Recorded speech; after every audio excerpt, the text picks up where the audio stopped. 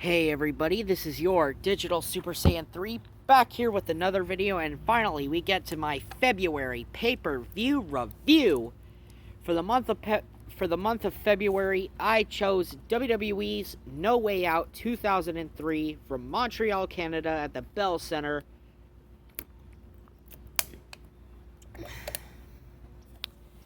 Took place February 23rd, 2003. Anyway, the theme song for this show was Bring Me to Life by Evanescence for this No Way Out. Yeah, how ironic that the song from the freaking Daredevil movie got to be the theme song for a wrestling pay-per-view. But yet again, WWE is known for doing this. For the Raw commentary team, you got Jerry the King Lawler and Jonathan Coachman. For SmackDown, you got Michael Cole and Taz. So, our opening contest is a match between Chris Jericho and Jeff Hardy. This was a really good match. Chris Jericho and Jeff Hardy, very underrated, to work against one another. They definitely had a very underrated series of matches. I know they weren't the biggest of rivals. I mean, sure, Jericho has much more well-known rivals, and so does Hardy, but it was still a damn good match between Jeff Hardy and Chris Jericho, and Jericho ended up winning with the Walls of Jericho, and even though Jericho, no matter what he does, he wasn't going to get booed in, Canada, because they were up in Canada, in Montreal. And of course, Shawn Michaels comes out. He was mentoring Jeff Hardy. He had taken Jeff Hardy under his wing, and this was just to build Jeff Hardy, this was there to build Michaels and Jericho. Why did I say Jeff Hardy? This was meant to build Jericho and Michaels for WrestleMania 19, which would happen in March. And Christian came out, and there was a brawl. Jericho and Christian retreated. And, the crowd, they booed the hell out of Shawn because this is Montreal, the city where Shawn screwed Brett, going, "You screwed Brett." Yeah, this was a theme running on this show, that we would hear a lot of "You screwed Brett" chants on this show. Next up, we got a match for the World Tag Team Championships, as the champions, William Regal and Lance Storm, defeat Rob Van Dam and Kane to retain. It was a solid match. Lance Storm had turned Kane's mask, sideways where, he couldn't see, blocking Kane's vision. Kane mistakenly chokeslams Van Dam. Regal goes in for the pin, and Regal and Storm retain. So, it was fine for what it was. Of course, Van Dam has a big blow-up at Kane. But, the two would eventually win the World Tag Team Championships later on in the year, months later, so it is what it is. Now, we get to our next match on the show, which is, starting off the SmackDown portion, we got, for the Cruiserweight Championship, we got Matt Hardy version 1 with Shannon Moore, the little MNFer, defeating Billy Kidman to capture the Cruiserweight Championship. Now, I love Matt Hardy version 1. I love the cockiness and arrogance about version 1 Matt Hardy, and I love the Matt facts. And V1 was an awesome character that Matt Hardy had brought to life, and the whole Mattitude followers. It was an awesome match. I did like the interview that Matt Hardy did before this, and then he trash-talked Jeff before coming out with Shannon Moore. I love how he just trolled Jeff after Jeff walked backstage after his match with Jericho. So, it was an awesome match nonetheless. And Matt Hardy ended up winning.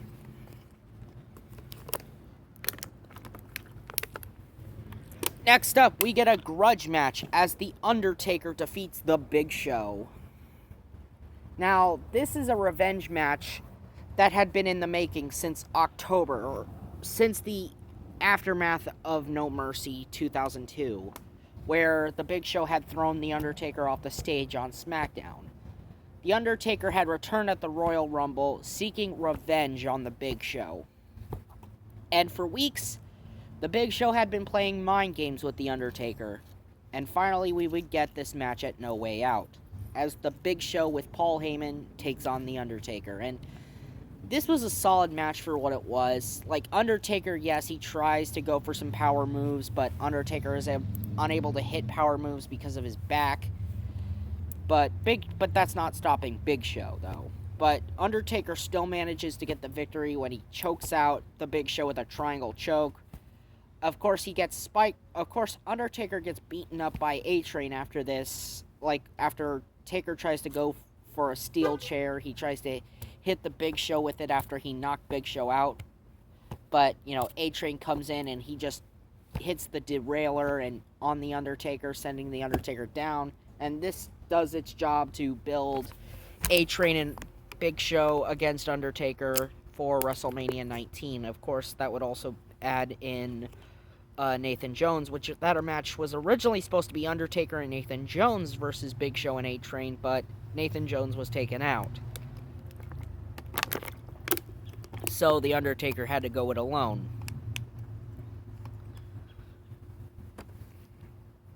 Now, next up, we got a 6-man a 3-on-2 handicap match as Brock Lesnar and Chris Benoit defeats Team Angle, the WWE Champion Kurt Angle, and the WWE Tag Team Champions Shelton Benjamin and Charlie Haas, in an awesome 3-on-2 handicap match. Now, originally, this was supposed to be a 6-man tag match, as Benoit, Lesnar, and Edge were supposed to take on Team Angle, but Edge was found backstage during the show, and he was taken out. And yes, this had to lead up to Edge missing WrestleMania 2 years in a row, and wouldn't return until the summer of 2004.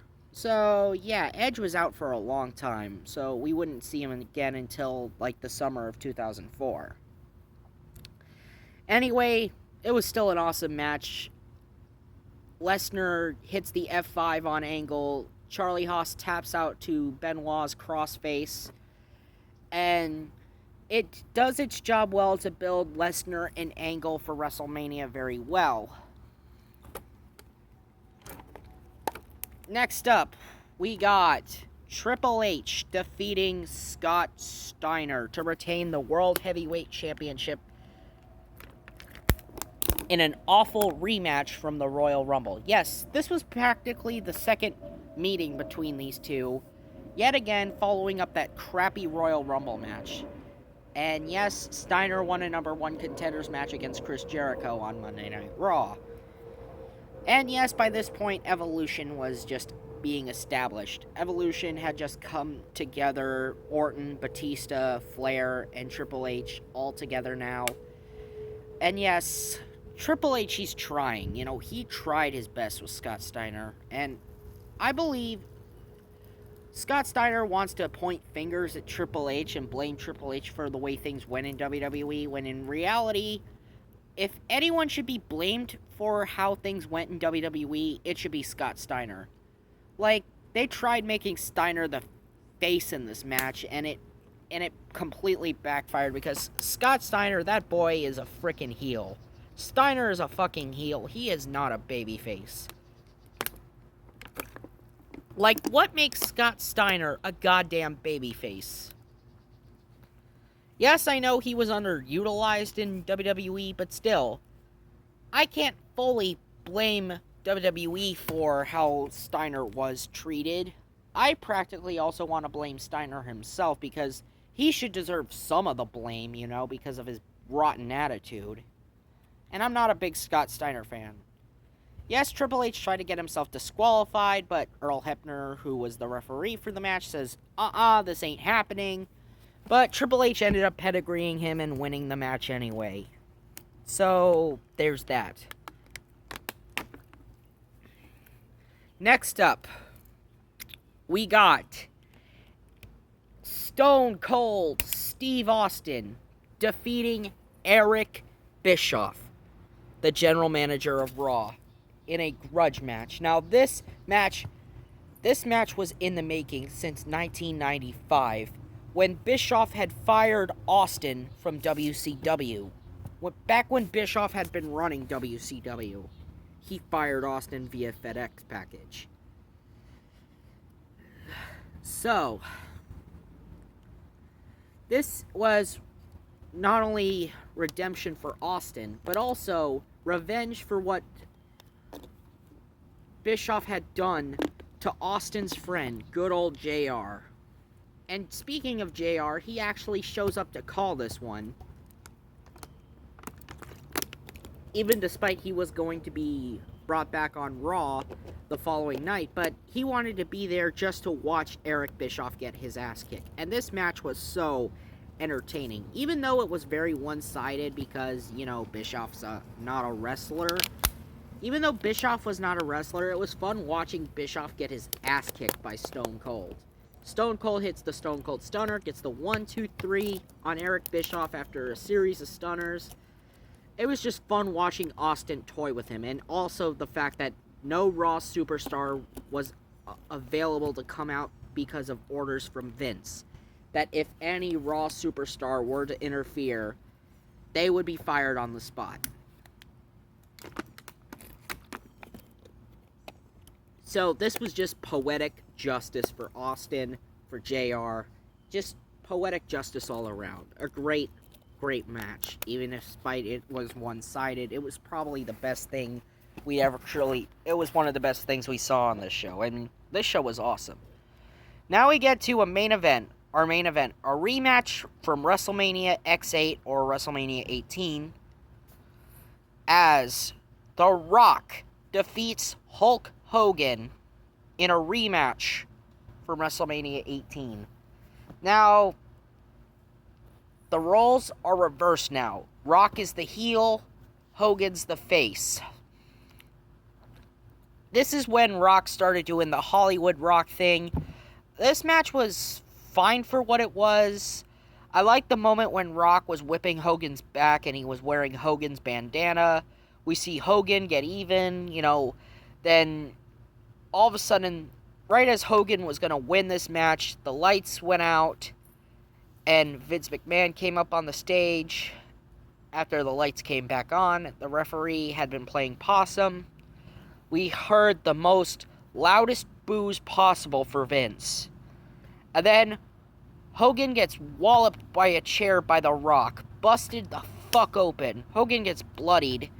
And then The Rock goes for the 1-2-3. And he wins for the second time. So the second time around, he beats Hogan. So yeah, Hogan has never gotten a victory over The Rock. He's lost twice to The Rock.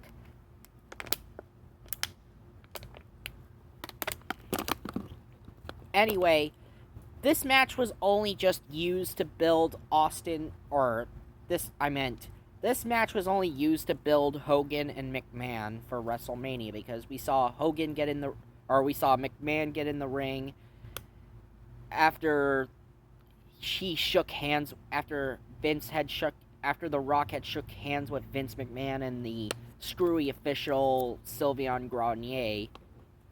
And we see Vince McMahon mock Hogan. He's wearing a Hogan shirt that he made himself. He ripped it, mocking Hogan, saying that he was going to kill Hulkamania.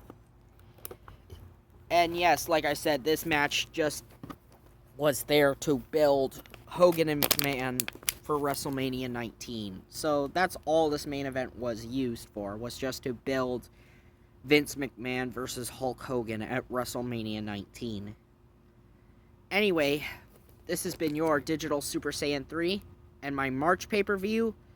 Well, we're going back to WCW with Uncensored 1999. See ya!